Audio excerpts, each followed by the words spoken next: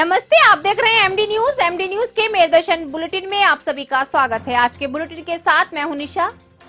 खबरों को स्टार्ट करने से पहले मैं आपको बताती चलूं कि जगह जगह पर सफाई अभियान को लेकर के कार्यक्रम किए जा रहे हैं, सभी में जागरूकता अभियान चलाया जा रहा है। वहीं दूसरी ओर जो सड़कों को लेकर के जल भराव की समस्या, उन पर भी खत्म करने का प्रयास किया जा रहा है। सड़कों की मरम्मत के भी कार्यक्रम किए जा रहे हैं और सभी जागरूक हो चुके हैं। अपने मेरठ शहर को बिल्कुल स्वच्छ बनाने के लिए भी सभी तैयार हैं। आगे मैं आपको खबरों में दिखाऊंगी, लेकिन मैं भी आपसे मेरदर्शन परिवार की ओर से यही अपील करती हूं कि स्वच्छता पर विशेष ध्यान रखें। अपने घर की साफ सफाई के साथ साथ अपने घर के बाहर की भी साफ सफाई रखें। अपने घर के बाहर सड़कों पर भी कूड़ा ना फेंकें, क्योंकि बीमारी हमें केवल घर की गंदगी से नहीं, बाहर की गंदगी से भी हो सकती है। हमें बीमारियों से बचाव करना है तो स्वच्छ रहना होगा, अपने आसपास का वातावरण भी स्वच्छ रखना होगा। आज के समाचारों के प्रायोजक हैं खेमचंद पहलवान, पूर्व सदस्य Uttar Pradesh Congress committee, Arvind Kumar Gupta, Marwari Bhoj, metro plaza, Delhi road, Meerut, doctor Bina Rani Agarwal Samaj. अब नजर डालते हैं आज की हेडलाइन पर, जिसके प्रायोजक हैं zoom digital movie world. Daurala police व सर्विस लाइंस टीम द्वारा हाईवे NH 58 पर मोबाइल लूटने वाले गैंग के 3 शातिर लुटेरों को अपाची बाइक, मोबाइल फोन, तमंचा व 3500 रुपए के साथ किया गिरफ्तार। भाजपा सांसद कांता कदम की गैस एजेंसी पर हुई लूट का हुआ खुलासा। मेडिकल पुलिस व सर्विस लाइन टीम को मिली सफलता। 3 बदमाश तमंचे कारतूस के साथ किए गिरफ्तार। 1 आरोपी फरार। लूटी गई 2.5 लाख की नकदी भी हुई बरामद। थाना सदर क्षेत्र वर्धमान कॉम्प्लेक्स में चोरों ने किया हाथ साफ। ताला तोड़कर ले उड़े दुकान का सारा सामान। मौके पर पहुंची पुलिस, लगी जांच में। मेरठ शहर को स्वच्छ बनाने को लेकर नगर आयुक्त द्वारा चलाया गया गाड़ियों के माध्यम से डोर टू डोर कूड़ा उठाने का अभियान, जिसकी जागरूकता को लेकर किया गया नुक्कड़ नाटक। तमिलनाडु के तंजावुर जिले की छात्रा के साथ हुई घटना में छात्रा को न्याय दिलाने अखिल भारतीय विद्यार्थी परिषद के कार्यकर्ताओं को रिहा कराने की मांग को लेकर आज अखिल भारतीय विद्यार्थी परिषद के सभी सदस्य पहुंचे जिलाधिकारी कार्यालय। इंसाफ की मांग। चौधरी चरण सिंह विश्वविद्यालय द्वारा NS डिग्री कॉलेज में 2 दिवसीय अंतर महाविद्यालय हैंडबॉल महिला एवं पुरुष वर्ग प्रतियोगिताओं का किया गया आयोजन। जिलाधिकारी के बालाजी ने पहले मैच का किया उद्घाटन। बताई खेल की महत्वता। महाविद्यालय की 13 टीमों ने लिया भाग। अब खबरें विस्तार से।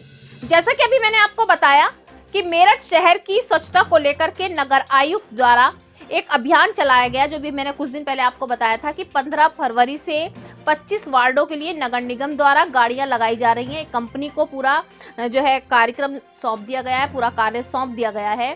25 वार्डों में गाड़ियां लगाई जाएंगी जो डोर टू डोर जाकर कूड़ा कलेक्शन करेंगी। गीला कूड़ा अलग जगह पर और सूखा कूड़ा अलग जगह पर कलेक्शन करेंगी, और जिससे उस कूड़े को शहर से दूर कहीं पर निस्तारित किया जाएगा। तो आप सभी देख सकते हैं नगर आयुक्त द्वारा कितनी बड़ी पहल की गई है कि डोर टू डोर जाकर के कूड़ा कलेक्शन करने की पूरी सुविधा दी जा रही है। साथ साथ मैं आपको ये भी बताती चलूं कि जो ये 25 वार्ड है, यहाँ पर पहले नगर निगम की टीम पहुंचेगी और हर घर का सर्वे करेगी। हर घर का एड्रेस और कुछ जरूरी जानकारी लेकर के नगर निगम में दर्ज कराई जाएगी, जिससे आपको पता चल सके कि आपके क्षेत्र में गाड़ी कब पहुंचेगी और किस समय पहुंचेगी। ये सारी जानकारी मैंने आपको अभी दी थी। नगर आयुक्त ने हमारे मेरदर्शन चैनल के माध्यम से सभी को जानकारी दी थी। आपको मैं ये भी बताती चलूं कि स्वच्छता को लेकर के और जागरूकता फैलाने के लिए आज नुक्कड़ कार्यक्रम भी किए गए, नुक्कड़ नाटक भी किए गए, जिसके माध्यम से जागरूक किया गया कि स्वच्छता हमारे लिए कितनी जरूरी है।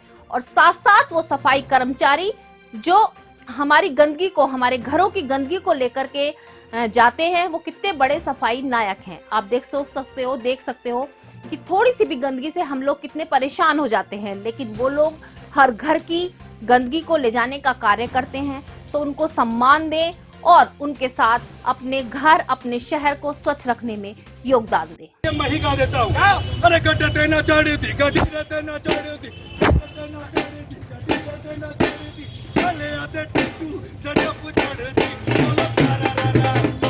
बहुत समय से खबर सामने आ रही थी, आप सभी देख रहे थे कि सड़क पर चलने वालों के मोबाइल छीन ले जा रहे थे। जी हाँ, NH 58 से ये घटना काफी समय से बहुत ज्यादा सामने आने लगी थी कि सड़क पर अगर कोई फोन करता हुआ जा रहा है तो उसका फोन छीन लिया जाता है, अगर कोई हाथ में लेकर फोन चल रहा है तो उसका फोन छीन लिया जाता है।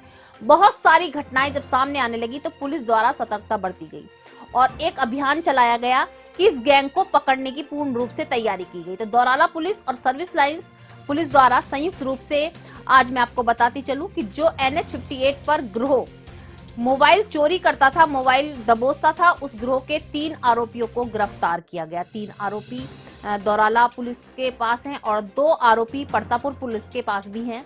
मैं आपको ये भी बताती चलूं कि पुलिस द्वारा आरोपियों को गिरफ्तार किया गया है और उनके पास से काफी बड़ी संख्या में लूटे गए मोबाइल भी बरामद हुए। एक अपाची मोटरसाइकिल भी बरामद हुई जिसके माध्यम से वो इस तरीके से मोबाइल छीनने की वारदात को अंजाम देते थे।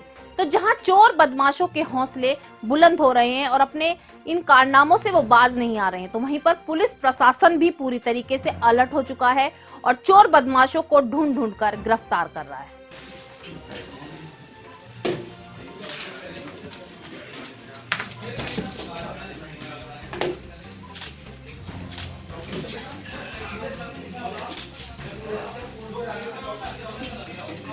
कल दिनांक 14 तारीख को हमारी दौराला पुलिस ने और पल्लवपुरम पुलिस ने सर्विलांस सेल की मदद से हाईवे पर काफ़ी दिनों से जो अभियुक्त बदमाश लुटेरे जो लूट कर रहे थे मोबाइल की, उनको पकड़ा है।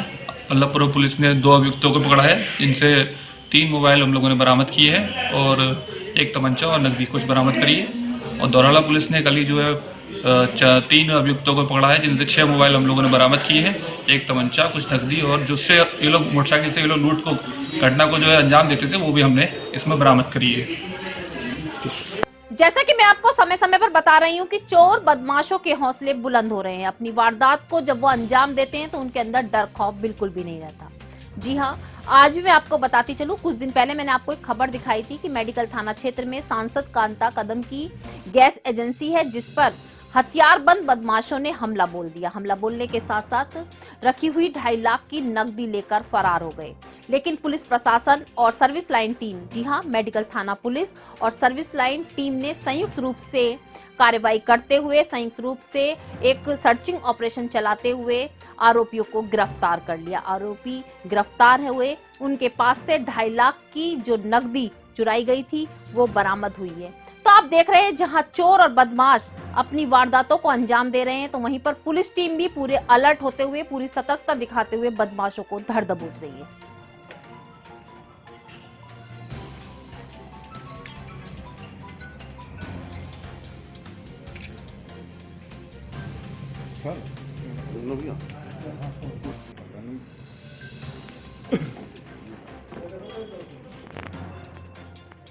पीछे हो जाओ तो सबका हो जाएगा काम। हो गया, मैं तुमसे बहुत पीछे हूँ।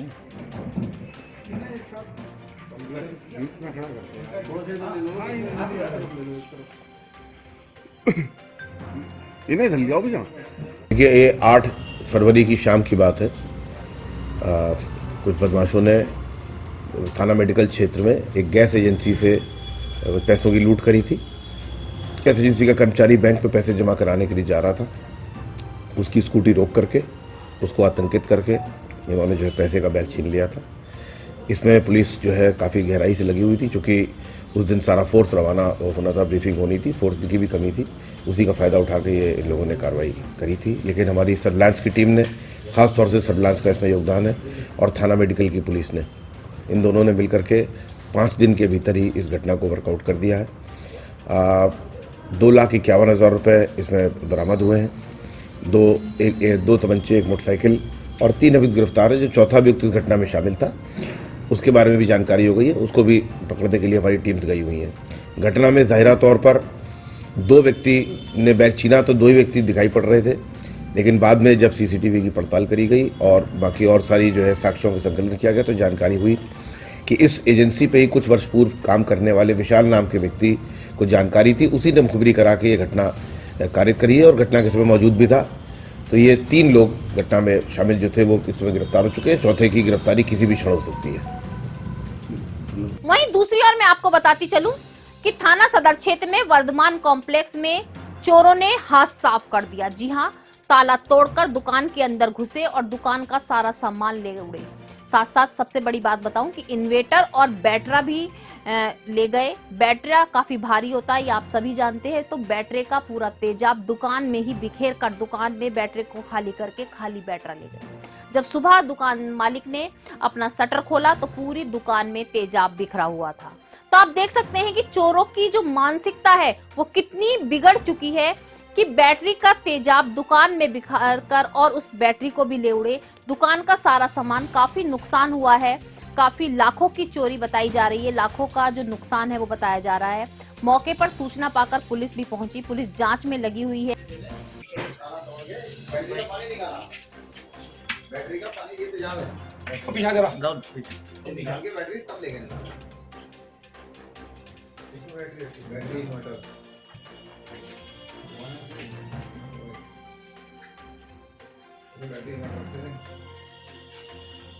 सही है, जाना मोड़ लिया हो गया। आ जाओ जी पीछे नहीं इनके पीछे आओ। यहाँ पे कांड हुआ था, भूखा था 5 साल तक, 2 घंटे में खत्म हो गया। वो कोई चोरी नहीं बात खत्म। अब यार व्यक्ति चोरी कर गया होगा, मुझे नहीं मालूम बात। आप ये देखो कि क्या हो रहा है कॉम्प्लेक्स में, लैंडलॉर्ड जाने का, लैंडलॉर्ड क्या चाह रहा है, क्या नहीं।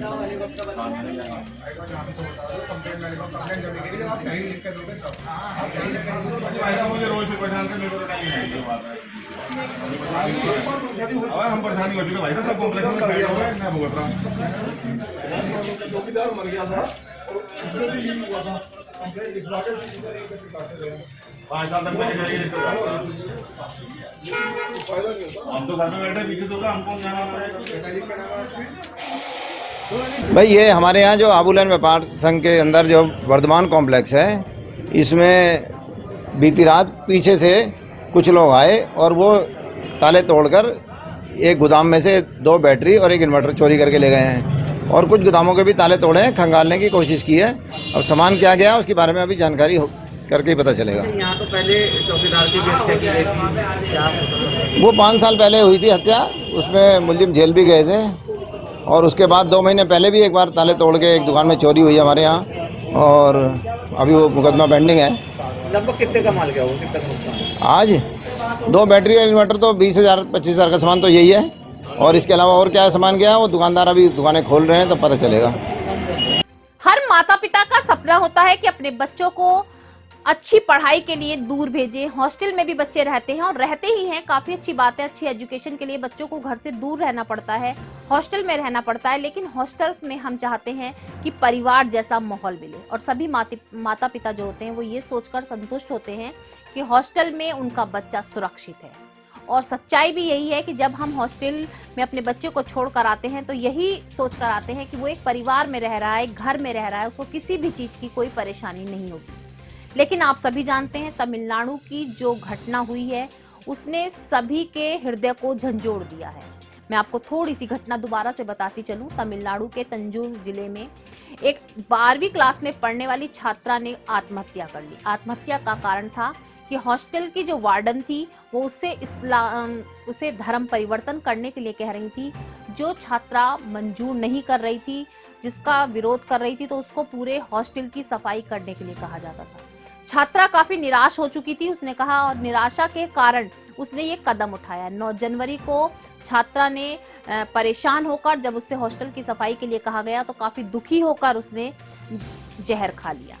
उसको अस्पताल में भर्ती किया गया। 15 जनवरी को छात्रा की हालत काफी बिगड़ने लगी और 19 जनवरी को छात्रा हमारे बीच में नहीं रही, जिसको लेकर के जगह जगह पर न्याय के लिए आवाज उठाई जा रही है। वहीं मैं आपको बताती चलूं, अखिल भारतीय विद्यार्थी परिषद द्वारा भी आवाज उठाई जा रही है न्याय के लिए।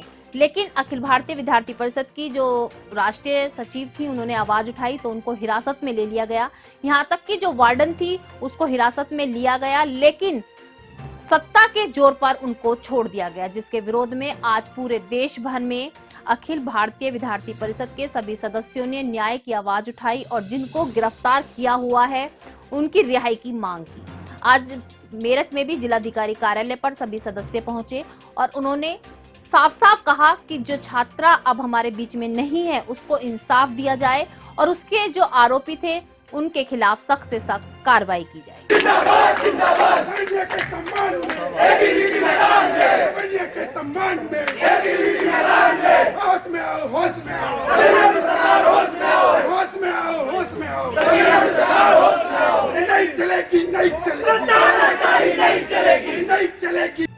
आज अखिल भारतीय विद्यार्थी परिषद पूरे देश में अपने जिला कार्यालय पर डीएम साहब को ज्ञापन दे रहा है, जिसका विषय हम सबको ज्ञात है।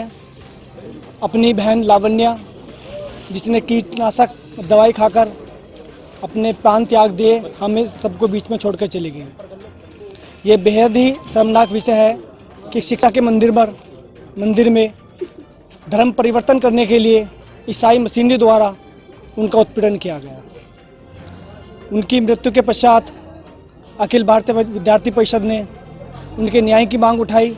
इसमें एक शांतिपूर्वक धरना देते हुए राष्ट्रीय महामंत्री सुश्री निधि त्रिपाठी जी को गिरफ्तार कर लिया गया और लावण्य केस में जो एक महिला गिरफ्तार की गई थी उसे बाइज्जत बरी किया गया, छोड़ दिया गया और बाहर उसके एक मंत्री द्वारा किया गया। विद्यार्थी परिषद इसकी घोर निंदा करती है और मांग करती है कि जितने भी लावण्य केस में दोषी हैं उन्हें कड़ी से कड़ी सजा दी जाए और स्टीलन सरकार जो तमिलनाडु सरकार है वो इसमें माफ़ी मांगे पूरे देश भर में। और हमारी जो सुश्री निधि त्रिपाठी जी, हमारे राष्ट्रीय मंत्री जी और तमिलनाडु के हमारे प्रदेश मंत्री जी, ऐसे कार्यकर्ता जो गिरफ्तार किए गए हैं उन्हें जल्द से जल्द छोड़ दिया जाए। अगर आपकी मांगे पूरी नहीं होती तो क्या करेंगे? तो विद्यार्थी परिषद निरंतर आंदोलन करता रहेगा, बहन के लिए लड़ता रहेगा पूरे देश भर में। अब नजर डालते हैं खेल से जुड़ी खबरों पर। जैसा कि मैं आपको समय समय पर बताती हूँ कि पढ़ाई के साथ साथ या और रुचि के साथ साथ हमारी खेल कूद में भी रुचि होना बहुत जरूरी है। खेल कूद भी हमारे जीवन के लिए बहुत जरूरी है, बहुत महत्व रखता है। होता है बहुत से बच्चों का रुझान खेल की तरफ ज्यादा होता है, किसी बच्चे का रुझान पढ़ाई की तरफ ज्यादा होता है। तो बहुत से ऐसे लोग भी हैं जिनके अंदर बहुत सी प्रतिभाएं तो हैं लेकिन वो बाहर निकल नहीं पा रही। लेकिन अब कॉलेजों द्वारा पहल की जा रही है कि सभी की छुपी प्रतिभाओं को बाहर निकालने के लिए उन्हें मौके दिए जा रहे हैं। वहीं बहुत सी संस्थाएं भी अब हमारे मेरठ में हैं जो ऐसी प्रतिभाओं को बाहर निकालने का प्रयास कर रही हैं। तो आज भी मैं आपको बताती चलूं, एनएस डिग्री कॉलेज में चौधरी चरण सिंह विश्वविद्यालय के द्वारा 2 दिवसीय हैंडबॉल महिला व पुरुष प्रतियोगिता का आयोजन किया जा रहा है, जिसमें 13 महाविद्यालयों की टीमें भाग ले रही हैं। आज के प्रथम मैच के उद्घाटन के लिए हमारे जिलाधिकारी के बालाजी पहुंचे। उन्होंने मैच का उद्घाटन किया, साथ साथ सभी का परिचय लेते हुए, सभी खिलाड़ियों का परिचय लेते हुए उनको संबोधित किया कि खेल कूद बहुत जरूरी है। खेल कूद से हमारा मानसिक तनाव खत्म होता है, हम स्वस्थ रहते हैं और हमारे अंदर फुर्ती रहती है। तो हमें खेल कूद में भी समय समय पर भाग लेना चाहिए। सबसे बड़ी बात बताती चलूं, एनएस डिग्री कॉलेज के जो मीडिया प्रभारी हैं उन्होंने सभी पत्रकारों को आज सम्मानित भी किया।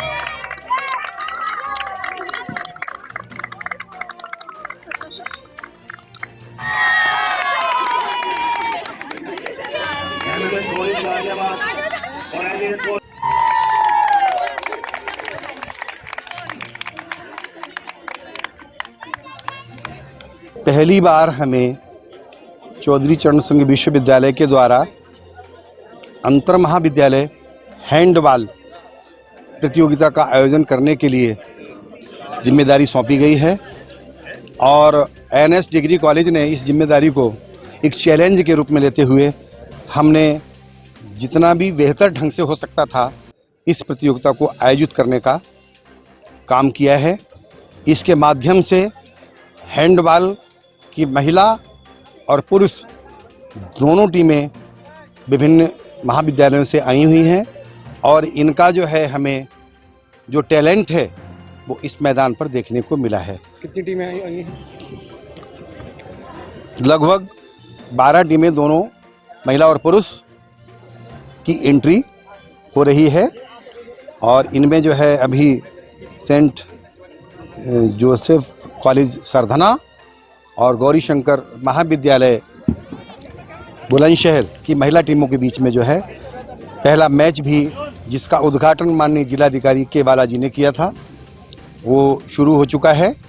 और इसके बाद पुरुष वर्ग की एमएच कॉलेज गाजियाबाद और एनएस कॉलेज मेरठ की टीमें भिड़ेंगी। तो इस प्रकार ये आयोजन हमारे लिए गौरव का विषय है। ये आज और कल 15 और 16 2 दिन चलेगा और दोनों दिन जितनी भी टीमें आई हैं वो अपनी इसमें हिस्सेदारी करेंगी और उसके बाद यूनिवर्सिटी की टीम जो है सेलेक्ट हो जाएगी।